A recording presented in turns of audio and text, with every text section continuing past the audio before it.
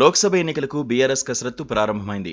3వ తేదీ నుంచి నియోజకవర్గాల వారీగా సమీక్షలు నిర్వహించనున్నారు. కేసీఆర్ మెడికల్ రెస్ట్లో ఉన్నందున పూర్తి బాధ్యతలు కేటీఆర్ తీసుకుంటున్నారు. ఈ సమీక్షల్లో అభ్యర్థుల్ని కూడా ఖరారు చేసే అవకాశం ఉంది.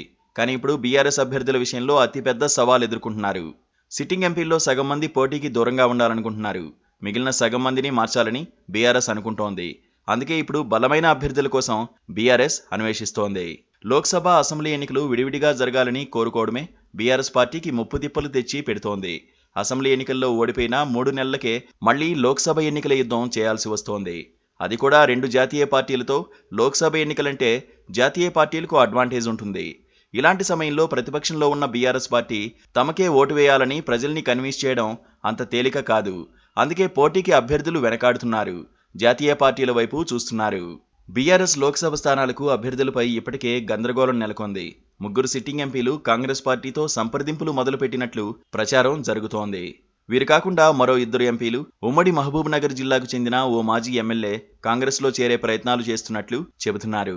అసెంబ్లీ ఎన్నికల్లో ఎదురైన పరాజయం, గత 5 ఏళ్లలో ఎంపీలుగా ఎదురైన అనుభవంతో కొందరు పోటీకి దూరంగా ఉండాలని నిర్ణయించుకుంటే, మరికొందరు అధికార కాంగ్రెస్ పార్టీతో టచ్లోకి వెళ్లేందుకు ప్రయత్నిస్తున్నారు.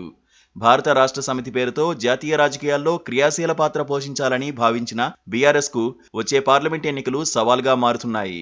అసెంబ్లీ ఫలితాలు నిరాశకు గురిచేసిన పార్లమెంట్ ఎన్నికల్లో ఓటమిని అధిగమించేలా మెజారిటీ స్థానాలను కైవసం చేసుకోవాలన్న లక్ష్యంగా పావులు కదుపుతోన్న గులాబీ దళానికి అసలైన సవాళ్లు ఎదురవుతున్నాయి. ప్రస్తుతం బీఆర్ఎస్ పార్టీకి 9 మంది లోక్సభ సభ్యులు ఉన్నారు. ఈ ఎన్నికల్లో మరిన్ని స్థానాలను తమ ఖాతాలో వేసుకునేలా క్షేత్రస్థాయిలో పావులు కదుపుతోంది ఆ పార్టీ అగ్రనాయకత్వం. ఖమ్మం, నల్గొండ, వరంగల్, మహబూబ్ నగర్ జిల్లాల్లో లోక్సభ స్థానాలకు అభ్యర్థులపై గందరగోళం నెలకొంది. ఈ జిల్లాల్లో సిట్టింగ్ ఎంపీలు పక్కచూపులు చూస్తున్నారు.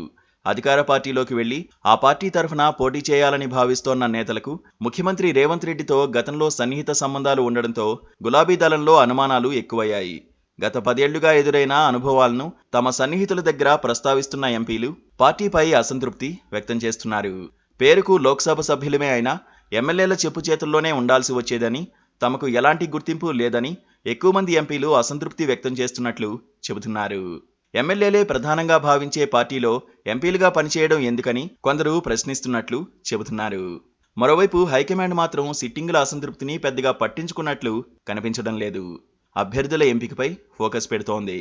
దీంతో సిట్టింగ్ ఎంపీలు ఎలాంటి వైఖరి తీసుకుంటారో అన్న ఉత్కంఠ మొదలైంది.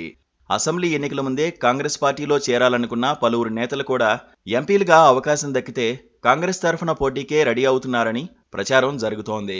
కొంతమంది కాంగ్రెస్ కాకపోతే బీజేపీ వైపు చూద్దామనుకుంటున్నారు.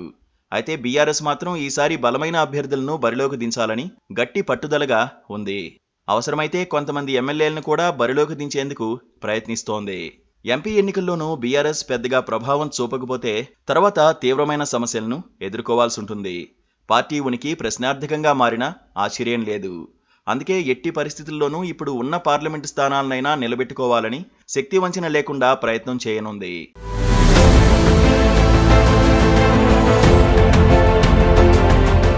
Please subscribe to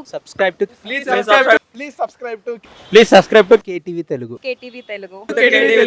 KTV Telugu. KTV Telugu channel.